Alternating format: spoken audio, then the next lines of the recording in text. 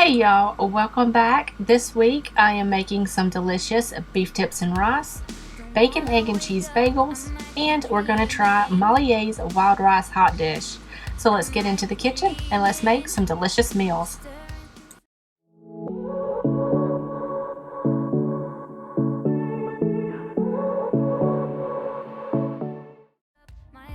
So we are starting this week out with making some delicious beef tips and rice. Now you don't have to serve this with rice. You can do mashed potatoes or cauliflower rice if you want. Either of those will work just fine. So here I've just got a 3.5 pound beef roast that I cut up. If you want to use the pre-cut beef tips, that is perfectly fine.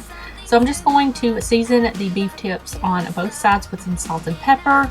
Heat up my skillet over medium-low heat. Add the beef tips in batches so they get a nice sear on both sides. And then I'm just going to remove those from the pan.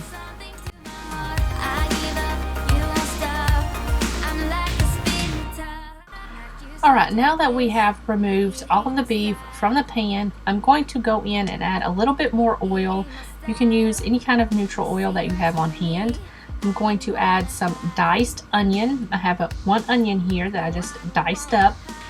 I'm going to add some salt and pepper, give that a little mix, and we're going to cook this on about medium-low heat until they are nice and tender, about 5 minutes. Now that the onions are tender, I'm going to go in and add about 2 cloves of garlic that I just minced up.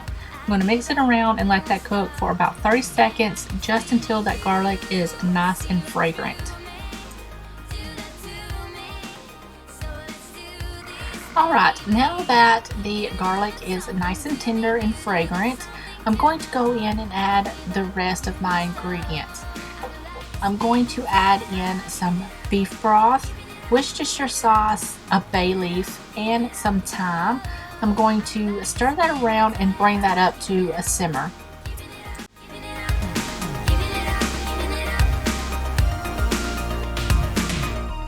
Don't wanna wake up, I might be dreaming.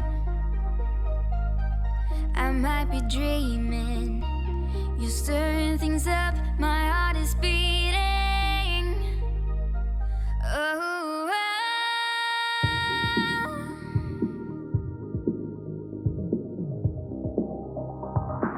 so I say here we go. You do that something to me, you do that something to my heart. Now that is at a low simmer, I'm going to add all of the beef back into the pan and kind of give that a stir. Make sure it's nice and coated in that braising liquid. Then we're just going to bring this up to a boil, put a lid on it, turn the heat down to low, and we're going to let this cook for about 50 to 60 minutes, stirring occasionally until that meat is nice and tender. It has been an hour and these beef tips are so tender. What I'm going to do now is I'm going to remove all of the beef tips from the cooking liquid. And I'm going to put them in a bowl. I'm going to set them to the side. I've got a cornstarch slurry here. It's just 2 tablespoons of cornstarch mixed with about 1/3 cup of water. And I'm going to add a little bit of this cornstarch slurry into this sauce to make like a gravy and stir it around till it gets the consistency that I like. And then I'm going to add the beef tips back in and stir that around and make sure they are all coated in that gravy.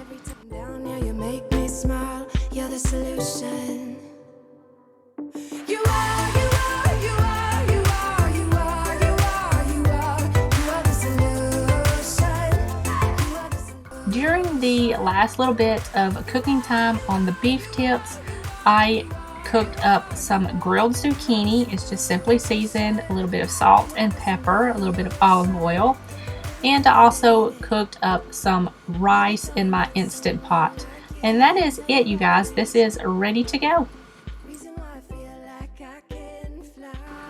Alright, you guys, here is my plate. I just have some white rice here, and I topped that with the beef tips and gravy. It was so good.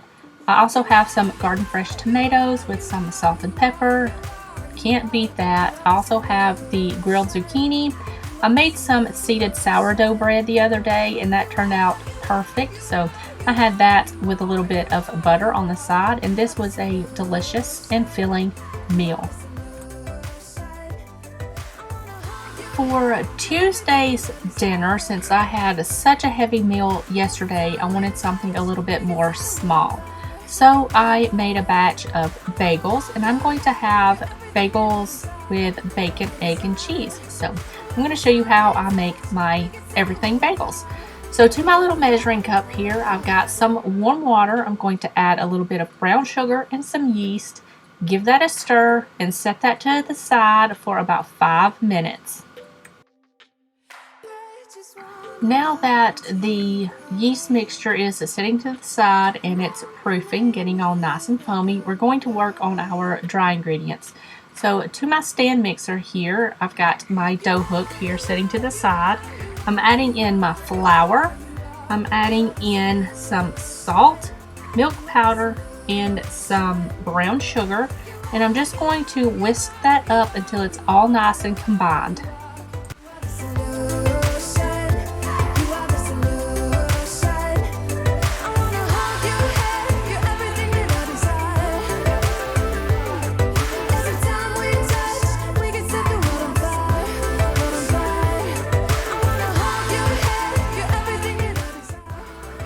Now that the dry ingredients are all combined and my yeast mixture is nice and foamy, I'm going to add 1 tablespoon of neutral oil to my yeast mixture. You can use any kind of neutral flavor oil that you have on hand, so any of that will work just fine. I'm going to put the mixer down and turn it on low speed. While that's going, I'm going to slowly stream in the yeast mixture. Once the dough comes together, I'm going to turn it on speed 2 and let that knead for about 10 minutes. I go crazy when you call my name, make me lose my game when you call my name. Once the dough has been kneading for about 10 minutes, I'm going to remove it from the stand mixer. If you need to add more flour, add in 1 tablespoon at a time. Let it knead for about 3 or 4 minutes before adding in any more, so that way it gives it time to absorb that flour. I'm going to shape this dough into a ball. I'm going to put it in a oiled bowl, just neutral oil. I'm going to cover this up with some plastic wrap, put it in a warm place, and let it rise for 2 hours. When you call my name.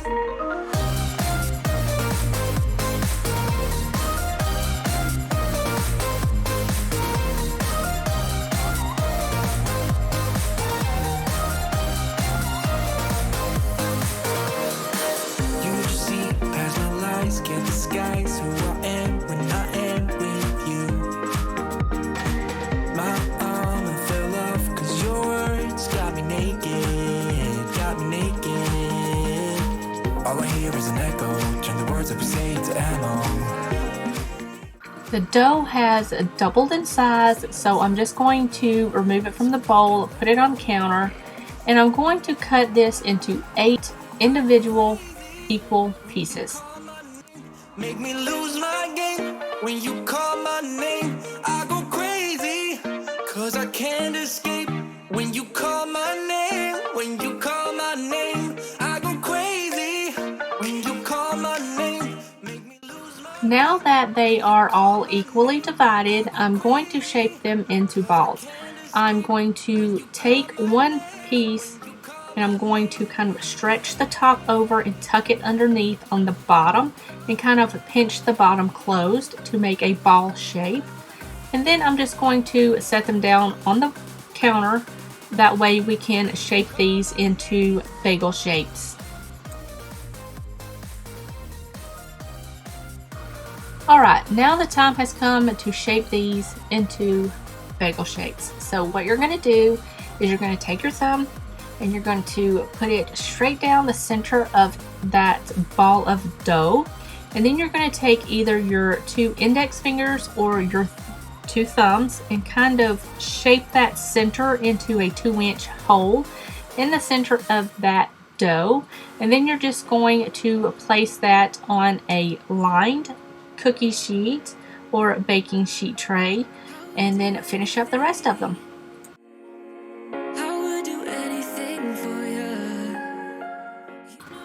Alright, I've got all of my bagels shaped out and I'm putting them on my sheet tray here that's been lined with parchment. And I'm just going to cover these with a damp tea towel. You can cover these with plastic wrap if that's what you have on hand. It's fine. Both will work just fine. In the meantime, you're going to preheat your oven to 450 degrees and you're going to bring a pot of water to a boil on the stove. These bagels will rise for about 30 minutes.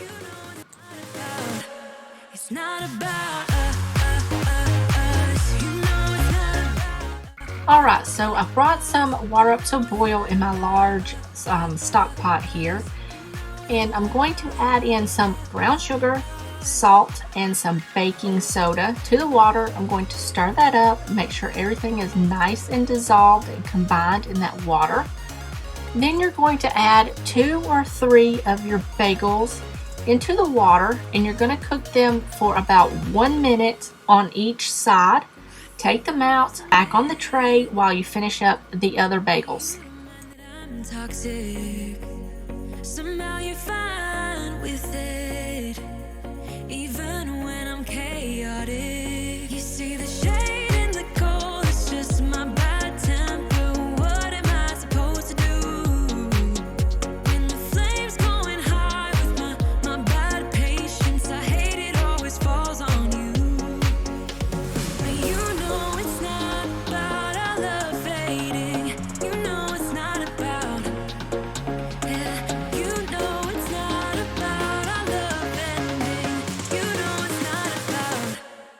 Now that the bagels are done boiling, I just removed them to the trays back where I had them at. I mixed up about 1/3 cup of milk and about a tablespoon of brown sugar. If you don't want to do this mixture, you can certainly do an egg wash. That will work just fine, just as long as it holds the toppings onto the bagel. I personally like the milk and brown sugar mixture, but you do it however you want. Once you get that mixture brushed all over the top of the bagels, you're going to go in with your favorite toppings. Today I am using everything bagel seasoning, so I'm just going to sprinkle that all over the top of the bagels.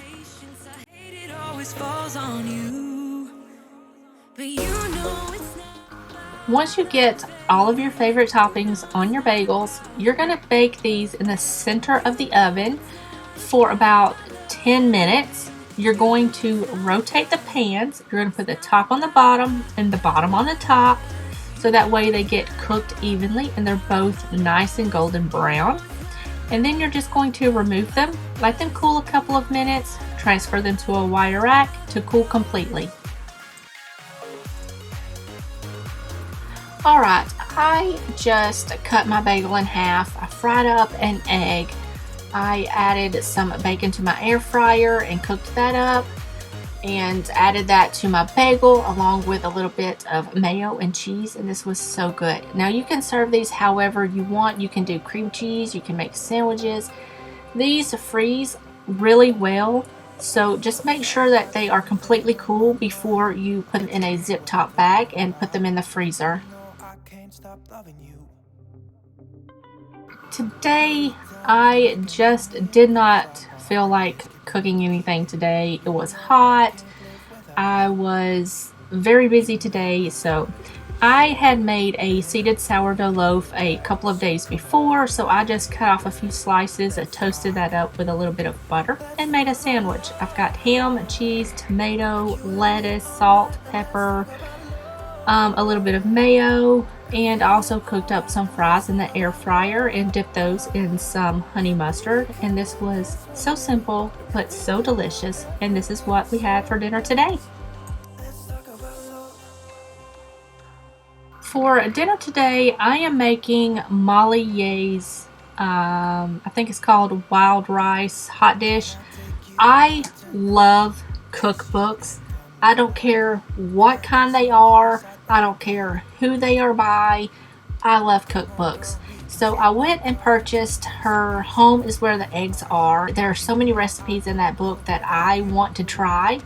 And then I was looking online on Amazon and come across her first cookbook, which I don't watch Food Network that often, and I didn't even know she had a first cookbook. So that got put into my cart instantly. So I've got both of her books now. So what we're making today, like I said, is her wild rice hot dish.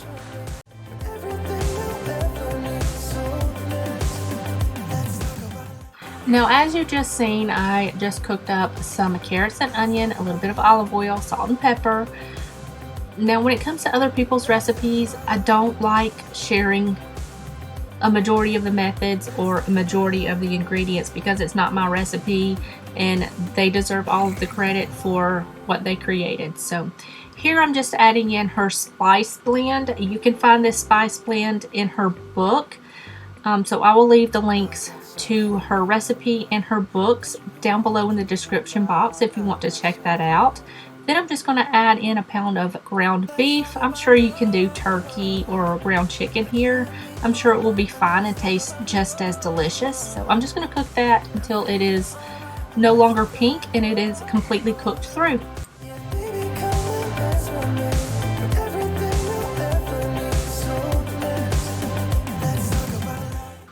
Now that the ground beef is cooked completely through, I'm adding in some flour.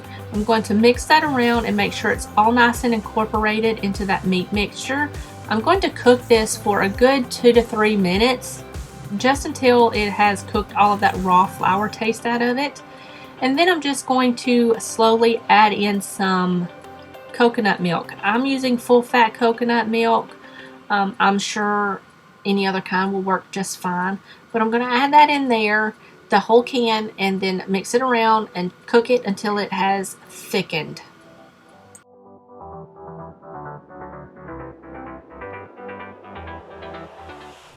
Now I've already added in most of the ingredients. Now I'm just going to add in some dates that I have pitted and chopped up, as well as some wild rice that I have already cooked and drained.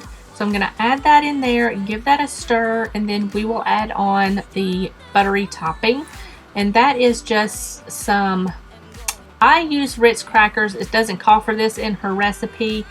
I didn't have what she called for in her recipe, which was saltines. I don't ever have saltines on hand, but I do have Ritz crackers, so I just mix that up according to her directions and sprinkle that all over the top. Once you get all of the crackers on the top, you're just going to bake this. I think it says at 350 for 30 minutes. I'm not quite sure. I'll have to look on the recipe in her book again, but I think it's 350 for 30 minutes. But anyways, you're going to cook this until it's nice and golden brown and bubbly, as we all say in the South. And then you're just going to remove that, sprinkle on some parsley and some lemon juice, and then this is ready to go.